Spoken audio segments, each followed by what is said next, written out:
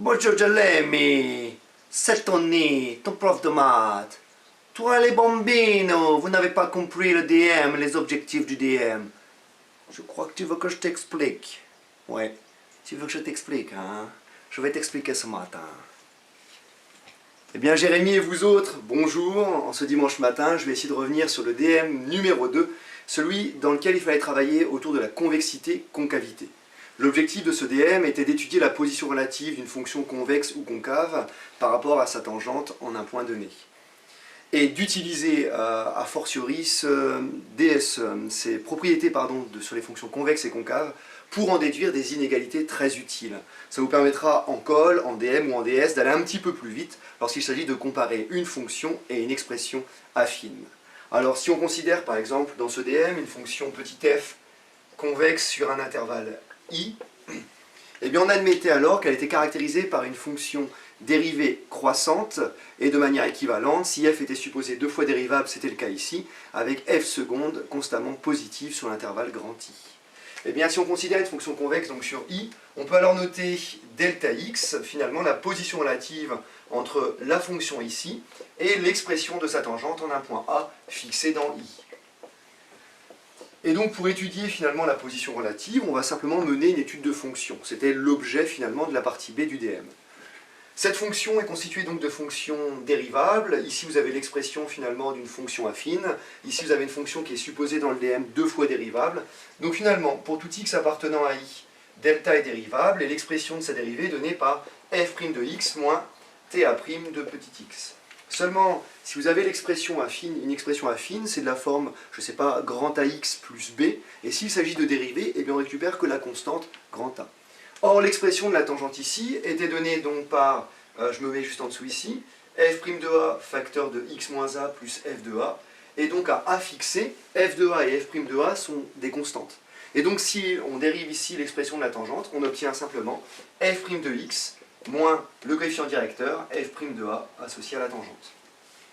Or, l'étude du signe de la dérivée de la position relative est donnée de la manière suivante. Or, delta' de x va être positif ou nul si et seulement si f' de x est supérieur ou égal à f' de A.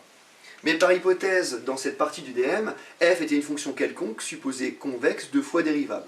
En particulier, sa dérivée première est croissante, et donc, pour une fonction croissante, les images sont rangées dans le même ordre que les antécédents. À savoir que f' de x est supérieur ou égal à f' de A, si et seulement si x est supérieur ou égal à A. C'est-à-dire que l'étude de la position relative entre la fonction et la tangente conduit à une dérivée première qui est positive à condition que x soit supérieur ou égal à A.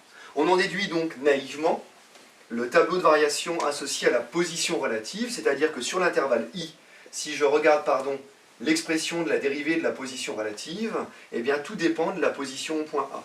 C'est-à-dire que globalement, si je regarde la position relative, en A, je vais bien avoir 0, on peut faire le calcul ici de f' de A moins f' de A, ça vaut 0, et donc c'est positif, c'est seulement si x est au-dessus de A, ce qui veut donc dire que les variations de la position relative sont celles-ci.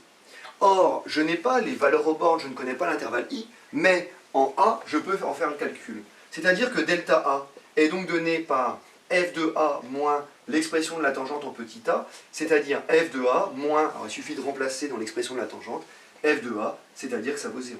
Autrement dit, une simple étude de fonction sur la position relative nous permet ici de démontrer que la différence entre la fonction et sa tangente est toujours positive sur l'intervalle i, à A fixé. Ce qui me permet d'en déduire quoi? Eh bien, je peux en déduire donc que pour tout x appartenant à l'intervalle grand I, eh bien, delta x est positive, à savoir que f de x est toujours au-dessus de l'expression de sa tangente en petit a. Ce qui veut dire que géométriquement, la courbe représentative associée à la fonction petit f est toujours au-dessus de sa tangente au point A.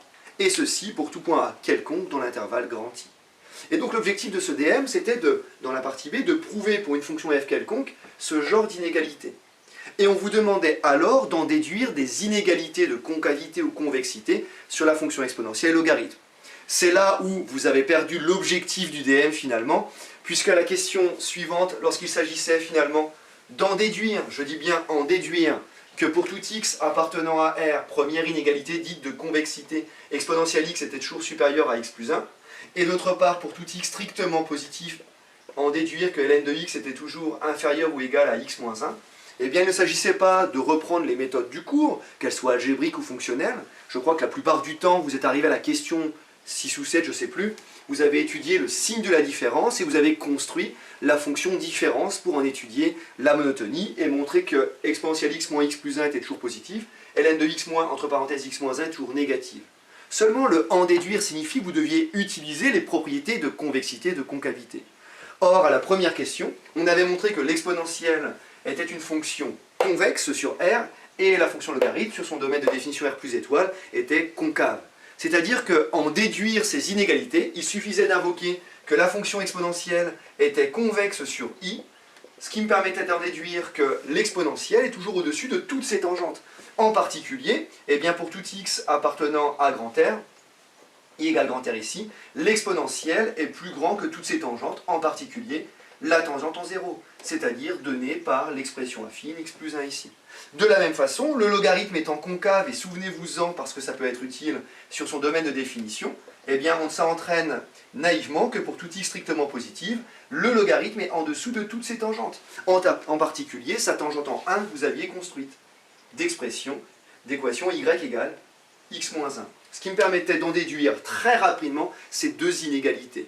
Bon, certains sont passés à côté de l'objectif de ce DM, essayez désormais et à l'avenir de vous en souvenir. Dès lors qu'il faudra comparer une fonction finalement à une fonction affine, il peut être commode et très rapide d'étudier convexité, concavité, et d'aller chercher l'inégalité tout de suite. Ça tombe assez rapidement, c'est très joli et assez efficace. Sur ce, les bambini, ciao ciao, bon dimanche à tous.